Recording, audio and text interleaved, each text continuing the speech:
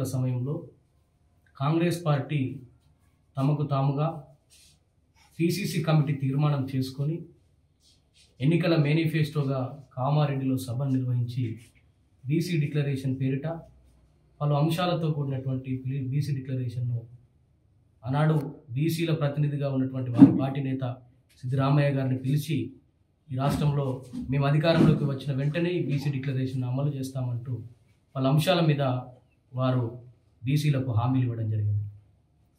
ఆ హామీల ఫలితంగా ఇవాళ బీసీలంతా కూడా ఓట్లు వేస్తే కాంగ్రెస్ పార్టీ యొక్క ప్రభుత్వం ఈ రాష్ట్రంలో నెలకొన్నది.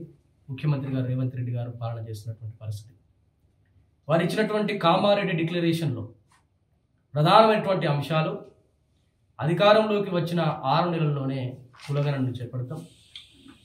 అదే రకంగా స్థానిక సంస్థల్లో ఏదైతే గ్రామాలలో సర్పంచ్ మొదలుకొని వార్డు మెంబర్ మొదలుకొని సర్పంచ్, ఎంపీటీసీ, జెడ్పీటీసీ, జిల్లా పరిషత్ చైర్మన్ అనేటువంటి స్థానిక సంస్థల ఎన్నికలకు బీసీ యొక్క రిజర్వేషన్ల వాటా 23% నుంచి 42% పెంచుతామని వారు ప్రకటన చేయడం జరిగింది.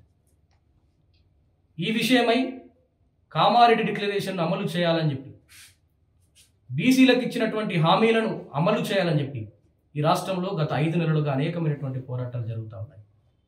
అన్ని బీసీ సంఘాలు, అందరూ బీసీలు ఏకమై ఒక తాటి మీద ఉద్యమాలు చేస్తూ ఉన్నాం. సెక్రటరియట్ ముట్టడి చేసినాం. అదేవిధంగా ఇందిరా పార్క్ దగ్గర ధర్నాలు చేసినాం. ముఖ్యమంత్రి గారు మా గోడు వినండి అని అనేక మార్లు మొత్తుకున్నాం. కానీ ఈ రాష్ట్ర ప్రభుత్వం స్పందించడం కరువైపోతుంది. వాళ్ళ కళ్ళు మూసుకుపోయినాయి, చెవులు కూడా మూసుకుపోయినాయి. ఎన్నికల సమయంలో మాత్రం బీసీలు అవసరము, అధికారంలోకి వచ్చినాక మాత్రం అమలు చేయడానికి మాత్రం వారు వెనుకడుగు వేస్తున్నటువంటి పరిస్థితి. ఈ తరుణంలో పోరాటాన్ని ఉధృతం చేయడానికి, బీసీల యొక్క క్యాస్ట్ సెన్సస్ ఈ రాష్ట్రంలో సాధించడానికి మేము ఆమరణ నిరాదీక్ష చేపట్టినాం. గౌరవ పెద్దలు పాషం యాదగిరి గారు వారి చేతుల మీదుగా కులమాల బీపీ మండల్ గారి జయంతి సందర్భంగా వారికి నివాళులు అర్పించి, బీపీ మండల్ గారికి నివాళులు అర్పించి వారి స్ఫూర్తితో ఏదైతే బీసీలు బాగుపడాలంటే 40 సిఫారసులు ఇవన్నీ రాష్ట్రంలో, దేశంలో అమలు చేస్తే బీసీలు బాగుపడతారని బీపీ మండల్ గారు ఇచ్చినటువంటి సిఫారసులు ఏమైతే ఉన్నాయో అవి బీసీలకు ఒక రకంగా రాజ్యాంగం లాంటిది. కాబట్టి వాటి యొక్క రచయితగా ఉన్నటువంటి first BC commission chairman BP mandal గారి జయంతి సందర్భంగా ఒక దీక్షను చేపడతా ఉన్నాం. అన్ని బీసీ సంఘాలు కూడా, అందరూ బీసీలంతా కూడా ఈ ఉద్యమాన్ని, పోరాటాన్ని ఉధృతం చేస్తూ ఉన్నారు. నేను ఈ సందర్భంగా తెలియజేస్తా ఉన్నాను, ఎప్పుడో బ్రిటిష్ కాలంలో చేసినటువంటి లెక్కలు మినహా ఈ రాష్ట్రంలో, ఈ దేశంలో బీసీలకు స్వతంత్రం వచ్చినప్పటి నుంచి స్వతంత్రం లేకుండా పోయింది. బీసీలకు ఆజాదీ కరువైపోయింది. కనీసం మా లెక్కలు ఎంతుందో చెప్పండి అయ్యా అని ప్రభుత్వాన్ని వేడుకున్నా, ఏ రాష్ట్రానికి ఆ రాష్ట్రం ఉద్యమం చేసినా, ఢిల్లీలో జంతర్ మంతర్ వద్ద కూడా పోరాటాలు చేసినా కూడా రాష్ట్ర కేంద్ర ప్రభుత్వాలు కూడా స్పందించడం లేదు. పులులకు, సింహాలకు లెక్కలు కట్టేటువంటి ప్రభుత్వాలు, రోడ్ల పొంటి ఉండేటువంటి చెట్లకు లెక్కలు కట్టేటువంటి ప్రభుత్వాలు, ఈ దేశానికి బ్యాక్ బోన్ ఆఫ్ ద కంట్రీగా, ఈ దేశానికి వెన్నుముకగా ఉన్నటువంటి బీసీలను మాత్రం లెక్క కట్టడానికి భయపడతా ఉన్నారు. బీసీల లేకపోవడం వల్ల, సైంటిఫిక్గా బీసీల లెక్క లేకపోవడం వల్ల ఈ యొక్క దేశంలో కానీ, రాష్ట్రంలో కానీ బీసీలకు పథకాలను అమలు చేసేటువంటి విషయంలో, రిజర్వేషన్ల వాటాను అమలు చేసేటువంటి విషయంలో కోర్టుల వద్ద వారే తిరిగి తప్పుడు కేసులు పెడుతూ అసలు డాటా లేని పరిస్థితుల్లో ఏం బీసీలు అంటే ఏంటిది అనేటువంటి విషయాన్ని తీసుకొచ్చి వాటి స్టే తీసుకొచ్చి ఆపుతా ఉన్నారు. నిజానికైతే వారి దగ్గర ఉంది, ప్రభుత్వం దగ్గర బీసీల లెక్కలు ఉన్నాయి.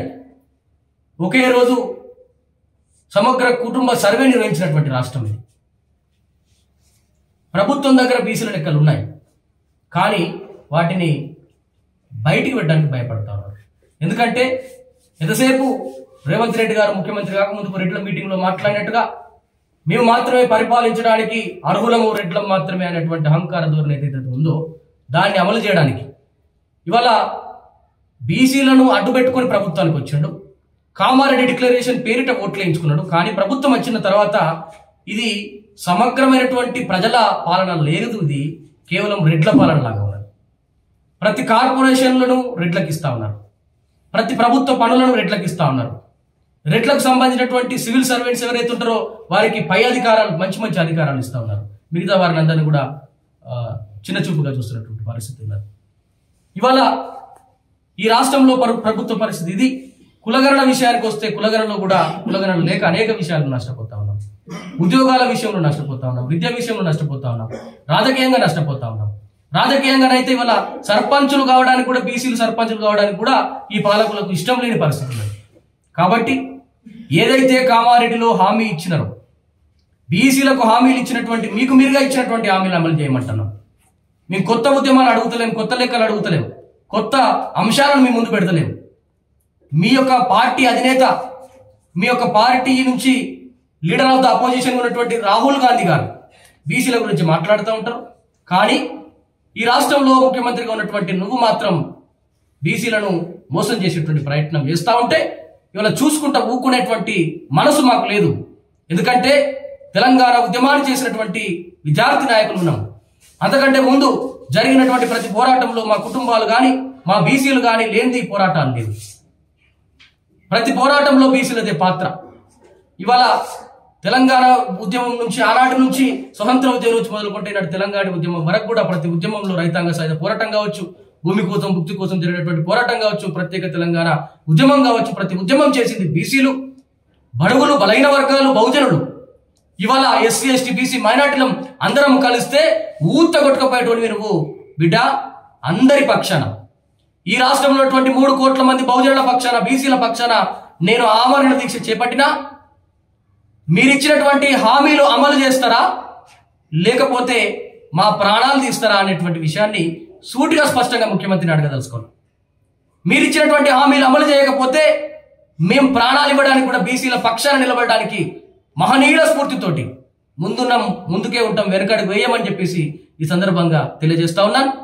ప్రాణాలు ఇవ్వడానికైనా సిద్ధంగా ఉన్నాం, కానీ మీ మెడలు వంచిన తర్వాతనే మేము ఊకుంటాం తప్ప అంతవరకు కూడా ఊకునే ప్రసక్తి లేదని తెలియజేస్తూ, మీకు మీరిచ్చినటువంటి హామీలు అమలు చేయకపోతే కాలగర్భంలో భూగర్భంలో కలిసిపోతారని హెచ్చరిస్తా ఉన్నాను.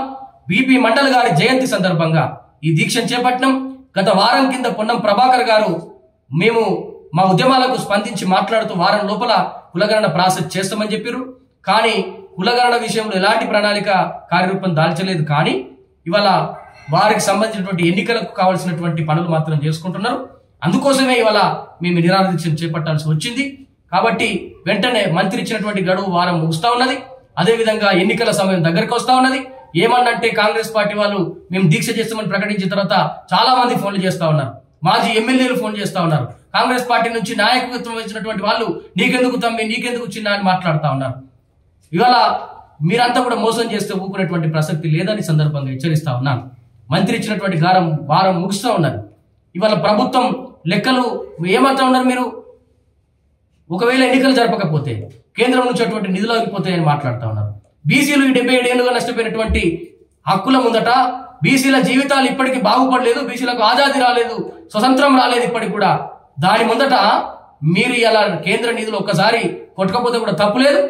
కాబట్టి కులగణన జరిపిన తర్వాతనే స్థానిక సంస్థలు ఎన్నికలు నిర్వహించాలంటే మా డిమాండ్.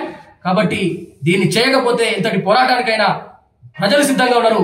మేము సత్యదాకా కూడా నువ్వు దిగొస్తావా లేకపోతే మా ప్రాణాలు తీస్తావా డిసైడ్ కమ్మని రాష్ట్ర ప్రభుత్వాన్ని హెచ్చరిస్తూ, నాతో పాటుగా పెద్దలు గౌరవనీయులు అనేక ఉద్యమాలలో పాల్గొన్నటువంటి సిద్ధేశ్వరన్న, అదేవిధంగా చాపర్తి కుమార్ గారు, కొంగర నరహరి గారు, అనేక మంది యువకులు కూడా మాతో పాటు ఈ దీక్షలో, అదేవిధంగా మా యొక్క సోదరిమణి కూడా మాతో పాటు ఉన్నారు.